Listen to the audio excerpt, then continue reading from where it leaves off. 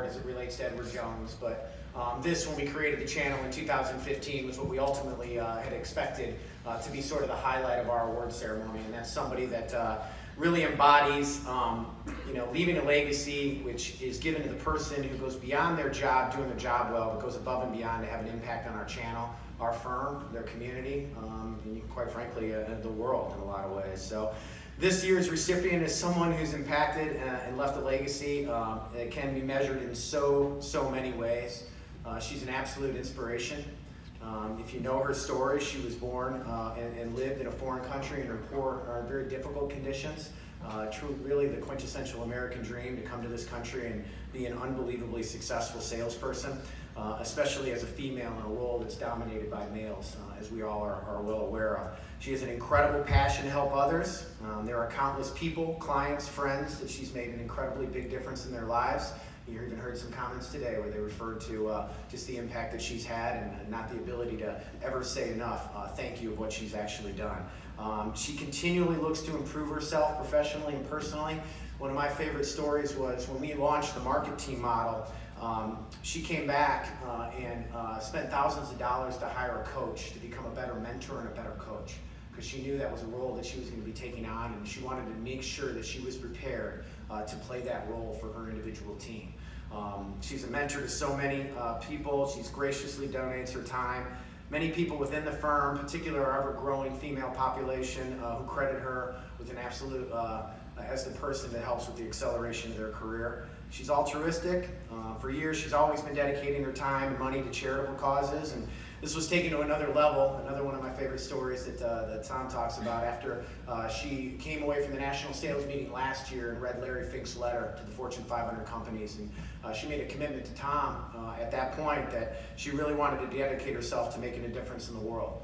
That led to a mission trip to Africa, where she spent 7 days building homes for needy, which led her to partner with another incredible individual on our channel to ultimately partner with Homes of Hope to create the BlackRock trip to Mexico, which happened twice last year and is obviously going to happen 5 times next year as well.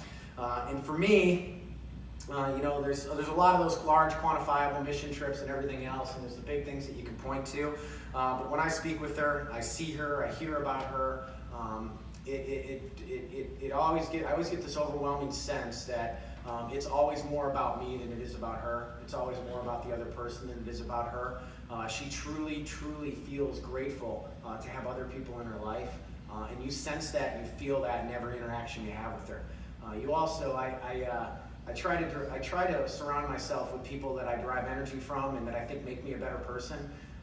And outside of my wife, there's nobody that I'm with more, or nobody that I'm around that does more than this individual. I've called her before, like you've heard of like the 8-minute abs before, like 8 minutes to better abs.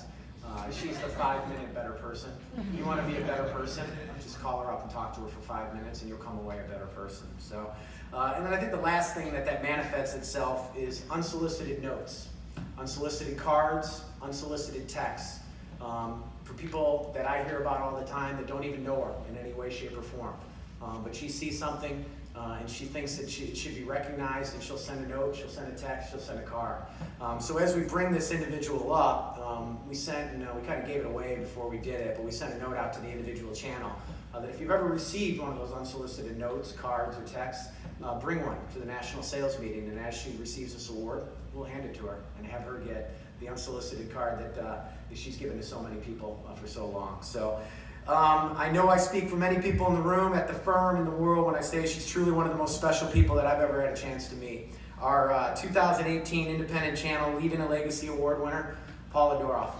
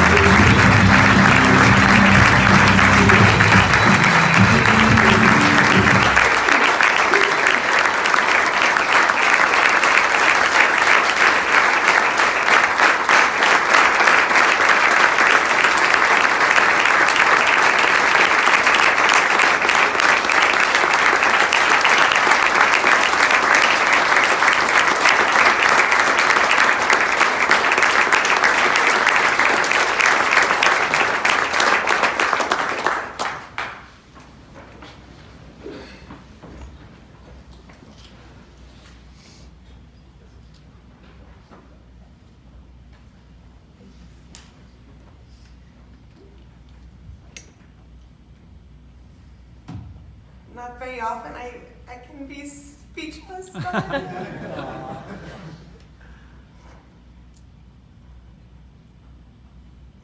don't even know what to say.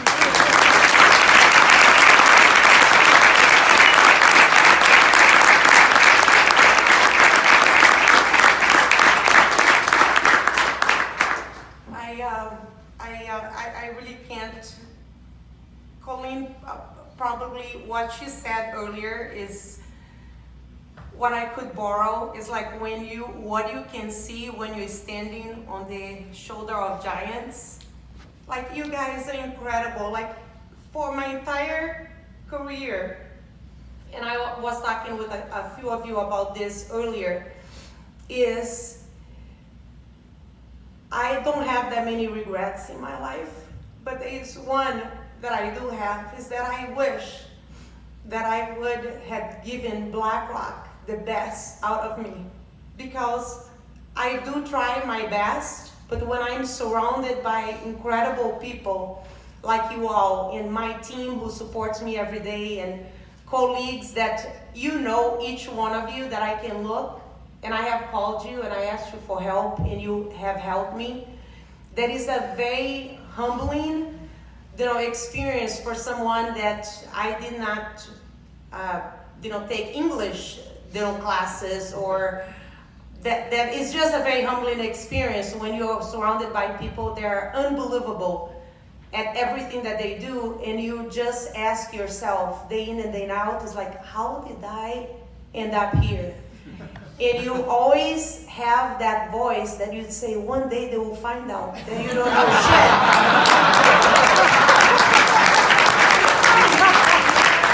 So somehow, in the goodness, of God, you have continued to overlook my weakness, and you have continued to choose to look at whatever positive in me. So thank you so much. Now, if you don't mind, I brought my iPad up here, and I will tell you why. I wasn't sure last night, because Alisa Small had said, come prepared, and people know that I'm long-winded, and I tend to talk more than I should. So she said, Paula, make sure to prepare some remarks for when you receive the award. I wasn't thinking that would be the Impact Award, because Tim and we already had talked, and I said, Tim, you need to be the one talking, because he's a better recruiter than I am for the Ensenada. But I thought that would be tied to the Heart of BlackRock Award. So that ended up not happening. So I did write down, because I wanted to make sure that I would have a tight speech. So if you don't mind, can I read what I wrote? And it's going to be quick, okay? All right, so this, and I had this on paper, not that I was going to walk up there with my iPad last night. But I threw the paper away because I thought it did not happen. I am glad that I have my iPad with me. So, when asked by Jim Krogan about what was her definition of a successful person, Geraldine Buckingham yesterday shared that the most successful people in the world, in her opinion, are the people that inspire you. I would not be here if it wasn't for all the people that have inspired me in my life. Our founder and CEO, Larry Fink, have inspired me to do more, to make sure that I live my life with purpose, but also at work. I would not be here if it wasn't for my leader, Tom Pfeiffer, who truly leads me and my peers with all of his heart, and he continued to support me beyond measures. I would not be here if it wasn't for leaders like Tony Svach, who taught me a lot about this business, and he was crazy enough to hire me not once, but twice. First at Goldman and then here at BlackRock. I would not be here if it wasn't for you. If you're either a peer or a colleague or a strategist or a member of the Portfolio Solutions team, you always have been there to help me and teach me what I want and what I needed to know. I would not be here if it wasn't for my team. I have an incredible team of individuals.